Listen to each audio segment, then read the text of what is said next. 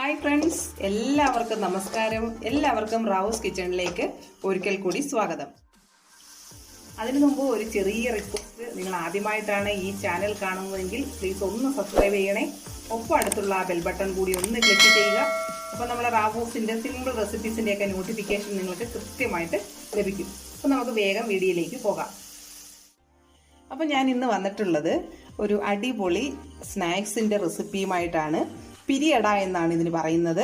അപ്പോൾ നമുക്കിത് എങ്ങനെയാണ് ചെയ്യുന്നതെന്നൊക്കെ നോക്കാം. നമുക്കിത് കുറച്ച് നാളൊക്കെ വെച്ചിരുന്ന് കഴിക്കാനൊക്കെ പറ്റിയിട്ടുള്ള ഒരു സ്നാക്സ് ആണ്.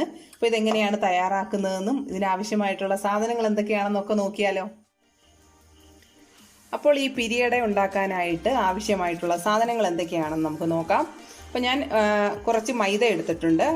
പിന്നെ അതേപോലെ തന്നെ ഇതിലേക്ക് ചേർക്കാനായിട്ട് ഞാൻ എടുത്തിട്ടുള്ള സാധനങ്ങളൊക്കെ അതിൻ്റെ ക്വാണ്ടിറ്റി ഒന്നും നമുക്ക് ഇത്ര നിശ്ചിത അളവിൽ വേണം എന്നൊന്നുമില്ല. നമുക്ക് ആവശ്യം അനുസരിച്ച് നമ്മുടെ എത്ര എണ്ണം ഉണ്ടാക്കുന്നു എന്നതിൻ്റെ അടിസ്ഥാനത്തിൽ നമുക്കിത് കൂട്ടുകയും കുറയ്ക്കുകയും ഒക്കെ ചെയ്യാം. അപ്പോൾ ഞാനിവിടെ കുറച്ച് മൈദ എടുത്തിട്ടുണ്ട്. പിന്നെ ഇതിലേക്ക് ഇതിൻ്റെ ഫില്ലിങ്സിനായിട്ട് എടുത്തിട്ടുള്ളത് തേങ്ങയാണൊന്ന്, പിന്നെ അതുപോലെ തന്നെ കപ്പലണ്ടി എടുത്തിട്ടുണ്ട്, കുറച്ച് റവ എടുത്തിട്ടുണ്ട്, അതേപോലെ അണ്ടിപ്പരിപ്പ് എടുത്തിട്ടുണ്ട്, പഞ്ചസാര എടുത്തിട്ടുണ്ട്. ഇതുപോലെ ഡ്രൈ ഫ്രൂട്ട്സ് ഒക്കെ നിങ്ങൾക്ക് ഇനി വേറെ ഇതിലേക്ക് കൂടുതലായിട്ട് ചേർക്കണമെന്നുണ്ടെങ്കിൽ പൊട്ടുകടലയോ മുന്തിരിങ്ങയോ അങ്ങനെ എന്തെങ്കിലുമൊക്കെ ചേർക്കണമെന്നുണ്ടെങ്കിൽ നമുക്ക് ചേർക്കാം. അപ്പോൾ ഞാൻ എടുത്തിട്ടുള്ളത് ഇത്രയും സാധനമാണ്. നമുക്ക് ഫസ്റ്റിലെ വേണ്ടതെന്ന് വെച്ചാൽ ഈ തേങ്ങയൊന്ന് നല്ലതുപോലെ ഒരു ലൈറ്റ് ബ്രൗൺ ആകുന്നിടം വരെ ഒന്ന് വറുത്തെടുക്കണം. അപ്പോൾ ഇതാണ് നമ്മൾ ആദ്യം ചെയ്യുന്നത്. അപ്പോൾ നമുക്ക് ആദ്യം തേങ്ങയൊന്ന് വറുത്തെടുക്കാം. ഇപ്പോൾ തേങ്ങ വറക്കുന്നതിനായിട്ട് ഞാനൊരു പാത്രം അടുപ്പത്ത് വെച്ചിട്ടുണ്ട്. നല്ലതുപോലെ ചൂടായി വന്നിട്ടുണ്ട്. ഇനി നമുക്കതിലേക്ക് കുറച്ച് നെയ്യ് ഒഴിച്ചു കൊടുക്കാം. അതിനുശേഷം നമ്മൾ എടുത്തു വെച്ചിട്ടുള്ള ഇപ്പോൾ ഈ സമയത്ത് നിങ്ങൾക്ക് ഉണക്കമുന്തിരിങ്ങയോ വല്ല ചേർക്കുന്നുണ്ടെങ്കിൽ ഈ സമയത്ത് ചേർക്കാം.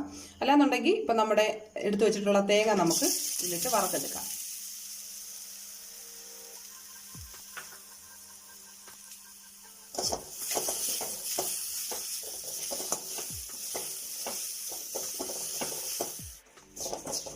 നമ്മുടെ തേങ്ങ ഏകദേശം ഒരു ലൈറ്റ് ബ്രൗൺ കളറായിട്ട് വരുന്നുണ്ട്. കുറച്ച് സമയം കൂടി കിടക്കട്ടെ.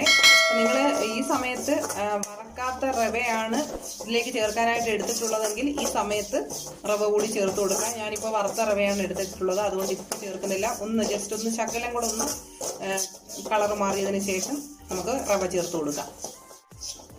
അപ്പം നമ്മുടെ തേങ്ങ ഏകദേശം ഒരു ബ്രൗൺ കളറായി വന്നിട്ടുണ്ട്. ഇത്രയും മതിയാകും. നമുക്കപ്പം ഇതിലേക്ക് ഇനി നമ്മൾ എടുത്തു വെച്ചിട്ടുള്ള റവ കൂടി ചേർത്ത് കൊടുക്കാം.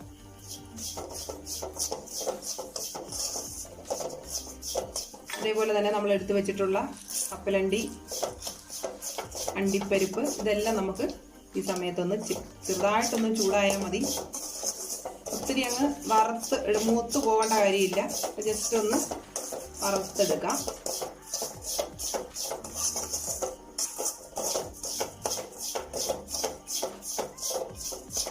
ശകല ഏലക്ക പൊടി കൂടെ ചേർത്ത് കൊടുക്കാം.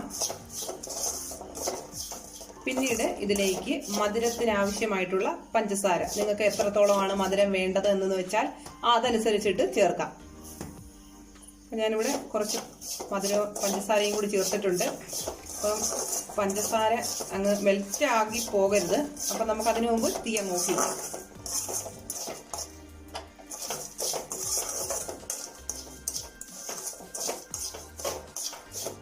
മതിയാകും. ഇനി നമുക്ക് ഇത് ഒന്ന് തണുക്കാൻ വെക്കാം. അതിനുശേഷം നമുക്ക് മിക്സിയുടെ ജാറിലിട്ട് ഒന്ന് പൊടിച്ചെടുക്കണം. പൊടിച്ചെടുക്കുമ്പം തീരെ അങ്ങ് നൈസായിട്ട് പോകരുത്. ഒരു ചെറിയ തരിതരിപ്പോട് കൂടി നമുക്ക് ജസ്റ്റ് ഒന്നിട്ടൊന്ന് കറക്കി എടുത്താൽ മതിയാകും.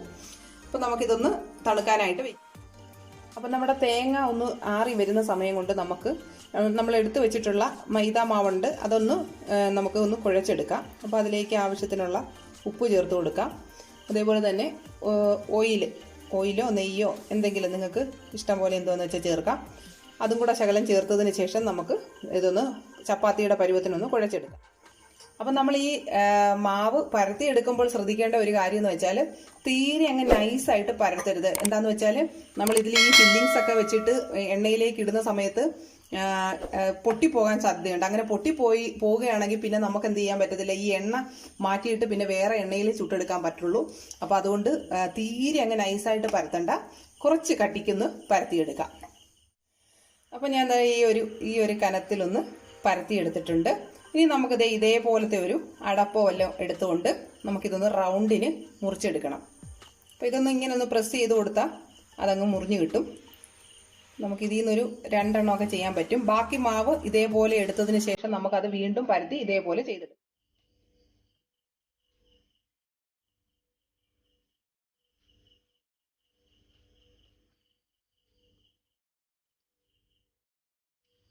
അപ്പോൾ നമ്മൾ പരത്തി എടുത്തിട്ടുള്ള മാവ് ഇതേപോലെ നമുക്ക് എടുത്തതിന് ശേഷം നമ്മൾ പൊടിച്ച് വെച്ചിട്ടുള്ള ഫില്ലിങ്സ് നമുക്കിതിലേക്ക് വെച്ച് കൊടുക്കാം.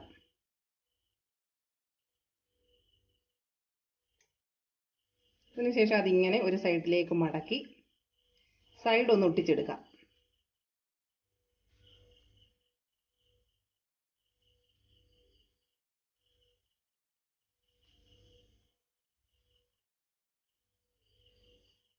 സൈഡ് നന്നായിട്ടൊന്ന് ഒട്ടിച്ചെടുക്കണം.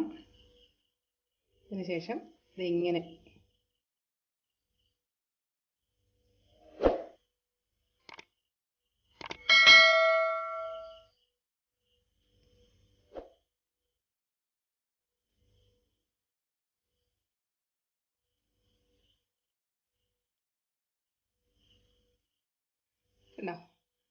ഇതേപോലെ നമുക്ക് ബാക്കിയിരിക്കുന്ന മാവും ഇതേപോലെ ചെയ്തെടുക്കാം. അപ്പം നമ്മളെല്ലാം ഇതേപോലെ പരത്തി ചുറ്റിച്ചെടുത്തിട്ടുണ്ട്. അപ്പോൾ നമുക്കിനി ഇത് എണ്ണയിൽ വറുത്തെടുക്കണം. അപ്പം നമുക്കതിനായിട്ട് ഒരു പാൻ അടുപ്പത്ത് വെച്ചിട്ട് ഇത് വറുത്തെടുക്കാം. അപ്പം എണ്ണ നല്ലതുപോലെ ചൂടായി വന്നിട്ടുണ്ട്. നമുക്ക് ഇത് ഓരോന്ന് ഇതിലേക്ക് ഇട്ട് നല്ലതുപോലെ ഒന്ന് ഒരു ബ്രൗൺ കളർ ആവുന്നത് വരെ ഒന്ന് തിരിച്ചു മറിച്ച് വിട്ട് കൊടുത്ത് ഫ്രൈ ചെയ്തെടുക്കാം.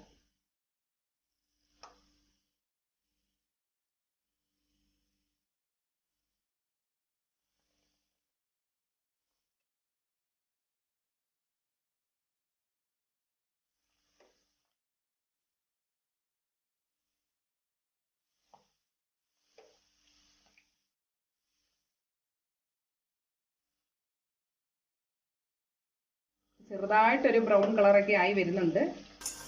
കുറച്ച് സമയം കൂടി കിടക്കട്ടെ, കരിഞ്ഞു പോകരുത്. അതിന് മുമ്പ് എടുക്കണം. ഒരു ചെറിയ ഒരു ലൈറ്റ് ബ്രൗൺ കളർ ആകുമ്പോഴത്തേക്ക് നമുക്കിത് എണ്ണയിൽ നിന്ന് മാറ്റാം.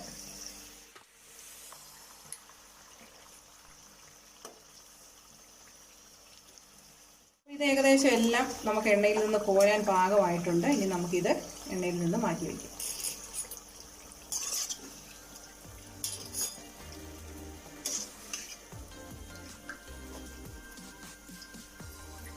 ബാക്കിയിരിക്കുന്നത് നമുക്ക് ഇതേപോലെ ഫ്രൈ ചെയ്തെടുക്കാം.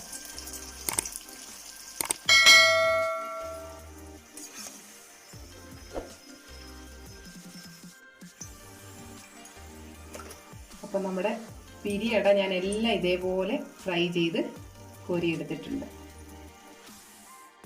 അപ്പം നമ്മുടെ പിരിയട എല്ലാം ഞാൻ ഇതേപോലെ നമ്മൾ ഫ്രൈ ചെയ്ത് എടുത്തിട്ടുണ്ട്. അപ്പം നിങ്ങൾക്ക് കാണുമ്പോൾ തന്നെ അറിയാം നല്ലൊരു ഭംഗിയാണ്, അതേപോലെ തന്നെ നല്ല ടേസ്റ്റുമാണ് ഇത് കഴിക്കാനും. അപ്പോൾ പ്രത്യേകിച്ച് കുട്ടികൾക്കൊക്കെ ഒത്തിരി ഇഷ്ടപ്പെടും. അപ്പം നിങ്ങൾ എന്തായാലും ഇതൊന്ന് ട്രൈ ചെയ്ത് നോക്കുക.